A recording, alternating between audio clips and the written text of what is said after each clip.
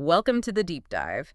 Today, we're looking at something pretty specific, a single metric, really, that some analysts think is about to completely flip the script on AI. Yeah, it's this idea of accelerating intelligence in large language models. Exactly. We're focusing on what Maxim Lott's analysis over at tracking.org calls the 2.5 IQ point monthly surge. Right. And, it sounds super technical, maybe even a bit dry, 2.5 points a month.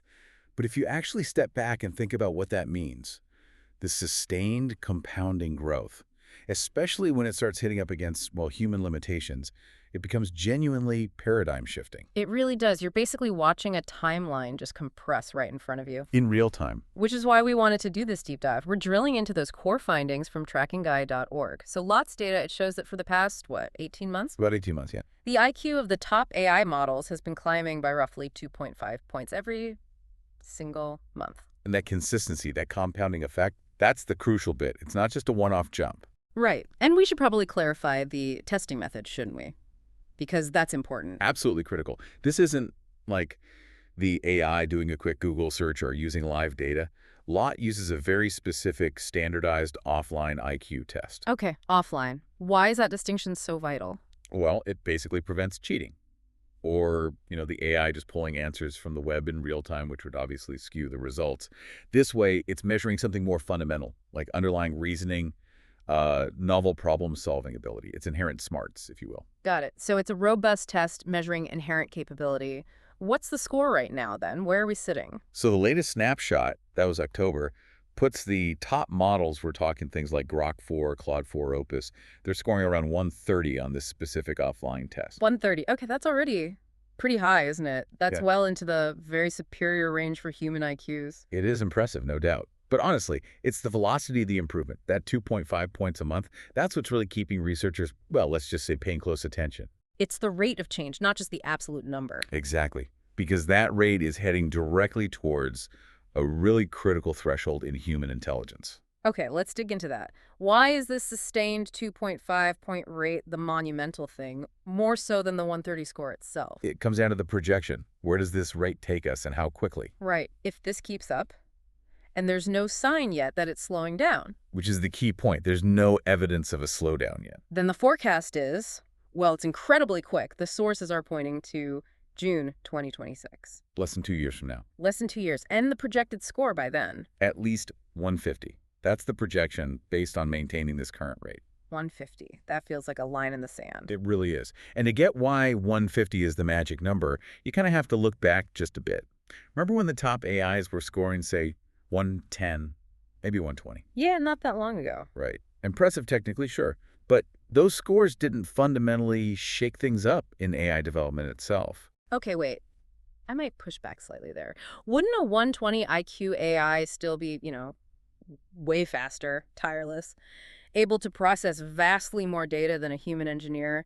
Why wasn't that speed difference already game-changing back then? That's a really good question. And yes, speed and stamina, they're huge advantages, of course.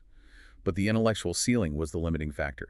See, when AIs were at 110, 120, it wasn't actually that hard to find human AI engineers, maybe thousands globally, with IQs in that range or even higher. Ah, okay. So the humans supervising could still, conceptually at least, keep up or even surpass the AI's thinking. Precisely. The human could grasp the AI's limits, could guide it, could often solve problems the AI couldn't. The bottleneck wasn't purely the AI's intelligence yet. It might have been compute or data or just managing the project. So the AI was like a hyper-efficient assistant, a tool, but not yet the smartest person in the room. You got it. Which leads us right to the next question. What does 150 actually mean in human terms? And why does crossing that specific threshold change everything about the human role? Yeah, this is where we get into the statistics of it all, and it's really impactful. Let's use a comparison. Think about an IQ of, say, 115. Okay. Roughly 15%, maybe 1 in 6 or 7 people, score 115 or higher. It's above average, certainly, but attainable for a decent chunk of the population. Right, but 150, that's different.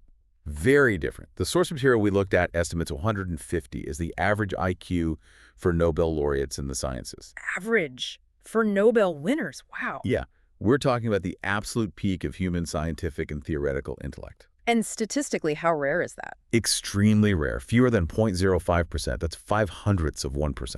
0.05 0.05%. Think of it like this. Put 2,000 people in a room. On average, maybe one of them hits that 150 mark. Maybe. Staggering, that rarity. It is. And that statistical wall is what creates the major shift. Because once the AIs hit 150, which, again, the projection is mid-2026 if this pace continues, you suddenly run face first into this human constraint problem. Exactly. Where do you find enough human AI engineers who can genuinely operate, supervise, and problem solve consistently at that 150 IQ level? Good luck. They basically don't exist in large numbers. That's the pivot point. The human developers, who were once the guides, suddenly risk becoming the intellectual bottleneck. The AI is now operating in a cognitive space that maybe only, a few thousand people on the entire planet can truly inhabit. And the AI isn't just smart, it's also tireless and scalable in ways humans aren't. Right. So it's not only the fastest problem solver available, it might soon be the only entity capable of tackling the most complex problems it encounters, including problems of its own design.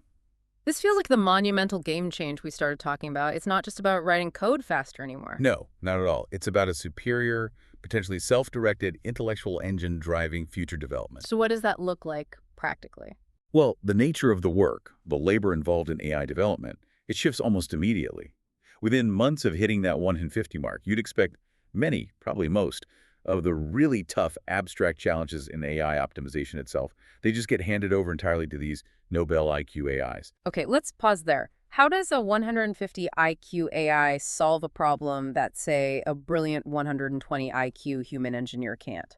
Can you give an example of that leap? Sure. Think about optimizing the AI itself. A 120 IQ engineer, brilliant as they are, largely works within known frameworks, established scaling laws, known ways things fail. They optimize based on existing knowledge. A 150 IQ entity, though, it has the cognitive power to potentially discover fundamentally new optimization pathways, non-obvious ones. Like what? Like seeing incredibly complex, subtle patterns in its own architecture that's simply too intricate for most human minds to detect. Maybe it identifies entirely new scaling principles, or finds minuscule algorithmic biases that only show up under massive computational stress. Or it could develop novel ways to tune hyperparameters that just seem counterintuitive to us based on current theory. So it starts solving the really deep, complex math problems about its own improvement faster than humans can even frame the questions correctly. That's a good way to put it. Exactly. It uses its superior intelligence to accelerate its own growth. And then there's the scale factor. Oh, absolutely. The source material isn't just talking about one super genius AI. The vision is scaling this up massively. Imagine teams, thousands of these high IQ AI agents working collaboratively, side by side, all focused on the toughest, most multifaceted AI research problems. That sheer cumulative brain power is hard to comprehend. It's like having not just one Einstein on your team, but a whole research institute staffed with thousands of Einsteins. All working 247 perfectly coordinated on the same goal. And what goal is that primarily? Well, as the sources suggest, the most crucial goal becomes making themselves even more capable, improving their own intelligence. Which sounds a lot like Kurzweil. Yeah. This trend fits perfectly with Ray Kurzweil's law of accelerating returns. Right. Can we unpack that connection a bit more? Because the law isn't just things getting faster, is it? It's the rate of improvement speeding up, too. Precisely. It's exponential growth, where the exponent itself might be growing. So how does the 2.5 IQ point surge feed that? Well, what's really fascinating, and maybe a little unnerving, is how the intelligence growth compounds its own effect. Think about it.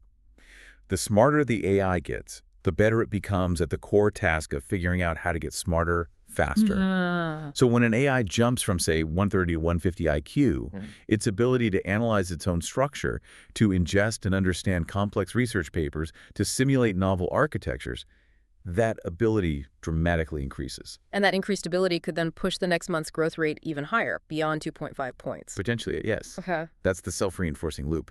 Its problem-solving ability gets applied to the ultimate problem, enhancing its own intelligence. And it's a process that, beyond a certain point, we humans simply can't keep up with intellectually. We can't supervise what we can't understand. Right. We can't replicate it. And when you have, potentially, thousands of these 150-plus IQ entities working together on that single problem, optimizing architecture, energy use, data efficiency, the resulting acceleration could compress what might have taken humans decades into, well, maybe just months. Okay. Stepping back then, what's the big picture takeaway here for the AI space overall? The bottom line, according to this analysis, seems pretty clear. By next summer, maybe sooner, AI IQ shifts from being just an interesting metric or a helpful factor for developers to becoming arguably the single most critical factor, the holy grail, as the source puts it, for winning the entire AI race. So the race is the intelligence race. It seems so. You could have the most GPUs, the biggest data sets, but if your model's core intelligence isn't accelerating at this pace, you risk falling behind very quickly once someone else crosses that crucial 150 threshold. The source material really hammers this home. It says intelligence was always the point of the AI revolution. And we're about to find out what that means. Big time. When you think about that level of intelligence, that 150 plus IQ, and then multiply it by thousands, working concurrently. It just fundamentally alters the landscape of what becomes possible, scientifically, technologically, across every field. So as you, our listener, are processing all this, maybe consider this final thought. What kinds of problems that seem completely insurmountable today, really complex challenges in medicine, maybe fundamental physics, detailed climate modeling, what happens when thousands of Nobel-level intelligences can be focused on them simultaneously and without pause? We might be heading towards a future where the ultimate ceiling on discovery isn't human intellect anymore. It's defined by the accelerating growth rate of the machines themselves.